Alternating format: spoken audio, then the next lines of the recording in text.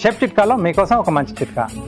So kitchen అనగానే కంపల్సరీగా కూర వండినప్పుడు కంపల్సరీ మనం వెజిటబుల్ కట్ చేసుకోవడానికి చాపింగ్ బోర్డ్ వాడుతూ ఉంటాం. చాలామంది కూడా రెగ్యులర్గా వాష్ చేయకుండా వాడితే చాలా డేంజర్ అండి మనం చేసుకునే వంటలకి. వాటిని క్లీన్ చేసుకోవడం కూడా అంత ఈజీ కాదు. కొంచెం మనం దానికోసం టైం స్పెండ్ చేసి, అంటే వంట అంతా కంప్లీట్ అయిపోయిన తర్వాత చాపింగ్ బోర్డ్ క్లీన్ చేసుకోవడానికి ఈ మధ్య చెక్కది వాడుతున్నారు, లేదా మైకాది కూడా వాడుతున్నారు. రెండింటి కూడా ఒకటే చిట్కా. ఒక నిమ్మబద్ద తీసుకుని, అంటే సగానికి కట్ చేసి ఆ ఓపెన్ ఉన్న సైడ్లో కొద్దిగా ఉప్పు వేసేసుకోవాలండి. ఉప్పు వేసేసుకొని ఆ ముక్కతో చాపింగ్ బోర్డు మొత్తం బాగా అలా రుద్దేసి ఒక 5 నుంచి 10 నిమిషాల పాటు పక్కన వదిలేసేయాలి. ఆ తర్వాత రెగ్యులర్ డిటర్జెంట్ ఏదైతే మనం వాడతామో దాంతో మనం బ్రష్ పెట్టేసి కొంచెం బాగా నీట్గా కడిగేస్తే దాని లోపల ఉండే ఏదైనా చిన్న చిన్న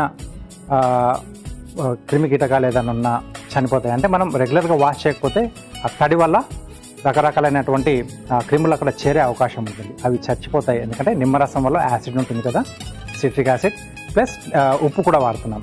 సో అప్పుడప్పుడు ఈ చిట్కాని మీరు రెగ్యులర్గా వాడుతూ ఉంటే మీరు చేసుకునే వంటకాలు ఆరోగ్యంగా ఉంటాయి. ఓకే, సో తప్పకుండా ఈ చిట్కాని మీరు ఫాలో కండి.